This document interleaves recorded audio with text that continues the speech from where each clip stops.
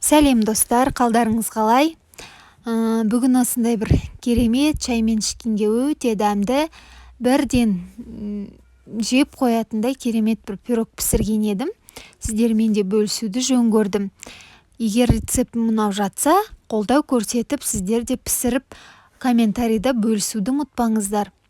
Бізге керегі 400 грамм творог, оның үстіне 120 грамм құмшекерімізді, 2 жұмыртқамызды, ас қасық қаймағымызды кез келген пайызындағы, одан кейін шым-шым тұзымызды, лимон цедрасын немесе апельсин цедрасын қосып бір елкі масса болғанша араластырамыз.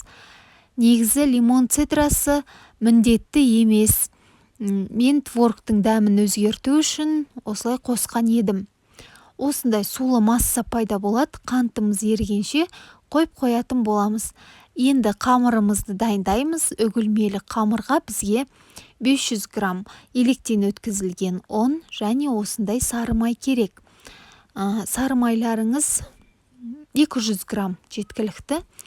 Тоңазытқышта тұрғаны дұрыс, сол кезде үккіштен жақсы өтетін болады.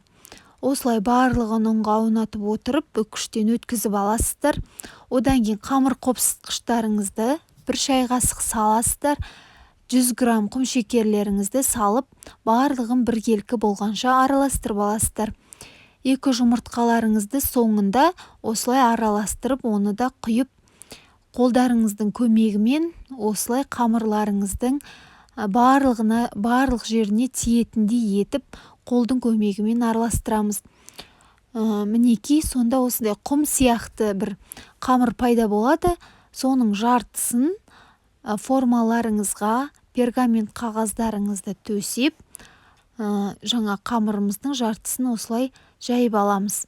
Қолдың көмегімен немесе осылай қалақшаның көмегімен біркелкі ете отырып, баса отырып, осылай жайып аласыздар.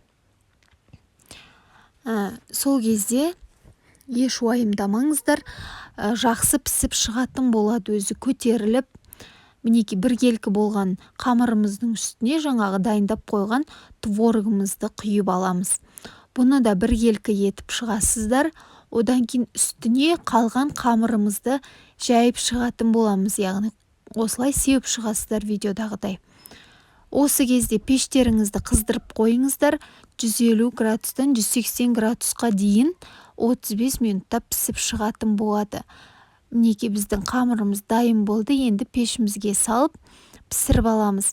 Мінекей піскен түрі осылай 35 минутта пісіп шықты. Суытып қоямыз да, суығаннан кейін осылай кесе бересіздер.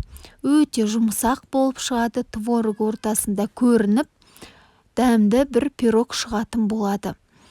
Сіздер де жасап көріңіздер. Өте оңай әрі көп нәрсені қажет етпейтін пирог. Назарларыңызға көп рахмет. Егер менің рецепттерім ұнаса, каналым ұнап жатса, қазақша каналға қолдау көрсетіп, қолдап жазылып кетіңіздер. Комментарий, лайк басуды ұмытпаңыздар. Көп рахмет сіздерге.